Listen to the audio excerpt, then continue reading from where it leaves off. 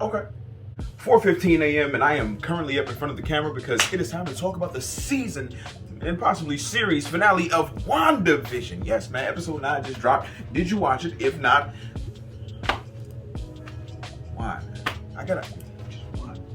And considering the fact that we are at the final episode and you're watching this thing, I'm gonna go ahead and skip past the pleasantries and just say I thought it was alright. It didn't answer all the questions that I wanted it to, but that's cool. And if you don't know who I am, give me just a second here. BKA Watts, Blerds and Clips podcast, right here on the Appropriate T Network. Ant-Man and Wu ain't the only ones that know that trickery, dog. I tell you like this, I make sure I give y'all the real fair warning though. Spoilers, spoilers, spoilers, spoilers. We're about to spoil this thing, dog. Listen, I'm tired. I'm gonna miss details. It's gonna happen. And you guys definitely let me know about it in the comments. But let's get into it. We get Wanda, we get Vision, we get the kids, the Incredibles. We out. We get to see the family together against Agatha, but then we get the military pulling up inside because after her initial fight with Agatha, she has to open up the hex to let the people free. As big and wide as that shit was, they definitely didn't get out in time before she closed that shit back up, but we ain't gonna worry about it. But seeing Vision and the kids start to disintegrate as the magic started to go away definitely said to me, and I'm sure to you, that oh shit, that is going to ultimately be what makes her crack and split up in the multiverse. It didn't happen. So I'm trying to figure out, you know what? I'll save it for later. Let's hit the key points. Agatha's look is definitely dope. The whole black fingertip shit looks cool, makes her look creepy. Her whole flowy dress, crazy with the purple powers, that shit is dope. I cannot say that I'm not satisfied, but at the same time, I cannot say that I'm completely dissatisfied. The way that they leaned into this in the marketing, the way that we have hyped it the fuck up as the fans and the people speculating, we've kind of made it to where it's like this thing should be some ultimate leading explosive connective tissue between this and the multiverse of madness and No Way Home, and it didn't happen. I don't know how much more plainly I can put it. It's kind of frustrating because I feel like the payoff was not there in entirety.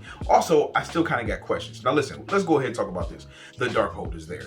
And I definitely want to make sure we go back and look at that and try to go ahead and see if there's anything that we missed as the book flipped around and showed us the image of the Scarlet Witch. We also found out that the Scarlet Witch has more power than the Sorcerer Supreme, which I thought was going to get us our Benedict Cumberbatch cameo, but it didn't happen.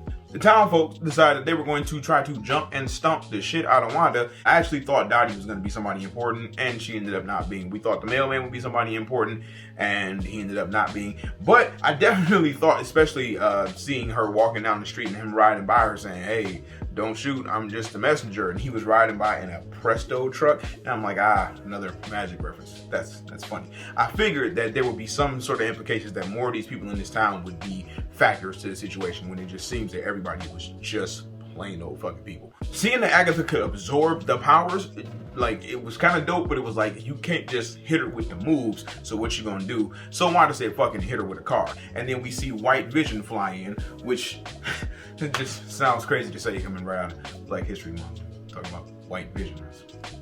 The fights with White Vision and Color Vision were pretty cool, in all actuality. I definitely got nervous for a second because, shit, he was putting the squeeze on her biscuit for real when he grabbed her. Baby, I'm about to have to take you the fuck up out of here. He almost clapped his hands with her head in between and made spaghetti sauce. That would have been fucking nuts. Didn't see that coming, did you guys? Vision fighting Vision while not being Vision, but Vision is trying to destroy Vision, but then Vision says that I'm not Vision and you might not be Vision, then talking about the fact that if you have Vision and then you take the pieces away from Vision and replace them, is that Vision or is this Vision over here? If you restore those pieces, was crazy, right? Now the thing that leads me to questioning is trying to figure shit out. So if Vision has Mind Stone power, which he's created out of, then touches the other Vision, White Vision, and unlocks his memories, which are stored inside of his database because he's essentially a fucking computer that just had a component taken out, then why the fuck would he decide after having his memories unlocked that he's going to fly away and leave? I mean, I understand furthering using him in the story at some other point, but it's like, if he knows who he is now, why would he go away? That didn't really make sense to me. I felt like he would have joined in on the fight too, especially remembering that you got your fucking muffin blew out twice. You know that your lady is here going through something clearly. I mean, I can understand the computation confusion and feeling like whatever the fuck, I gotta get out of here. But at the same time, it's like, you're a computer, dog. Get your shit together and go help him because there's clearly some shit going the fuck on. And you know who you are now. Evan Peters. Huge waste. The biggest troll out of this whole shit was the fact that we thought we were getting some kind of X-Men implication. Now, of course, we knew we were supposed to take Kevin Feige at his word because he said no X-Men for 5 years. But then you give us Quicksilver and he's running around fast, bro. Right out of the Fox universe. The fuck? The reveal that he was actually Ralph, just so they can make a dick joke. Trash. Trash. Getting to see a little bit more how Monica uses her powers was dope. To say, oh, she can see different things that are affecting the spectrum and snatch the necklace up off of them was actually kind of cool though. And gave us a little bit more insight on how her powers work. I guess we'll figure out more going down the line. Seeing her essentially be able to let bullets phase the fuck through her was also pretty dope. Katie in front. I enjoyed seeing that. And then also seeing Lil Wiccan go, let me stop that last bullet for your player. It was kind of weird though because she was standing between them. So it was like, was he aiming at the kids or between them? It was just kind of silly. Now, when we got Agatha and Wanda fighting mid-air and shit, and she's like, yo, let me just go ahead and hit you with the powers. And she was missing very blatantly. I'm like, what the fuck is going on? That tells us how crazy it is and how she can just see something magical and use that power that's innate as fuck to be able to learn it and then utilize it, applying it to whatever it is, the scenario that she's going through at the moment. Also, the fact that she was able to teleport, she just picks shit up and just can do it, which is nuts. Setting up those rooms was crazy because then she canceled out Agatha's power, drained that shit right back from her, got her new costume, showed us that the vision from episode 8 was actually her becoming the Scarlet Witch. She got the new costume and the hair, which kind of got closer to a modern take on what the original comic book look was.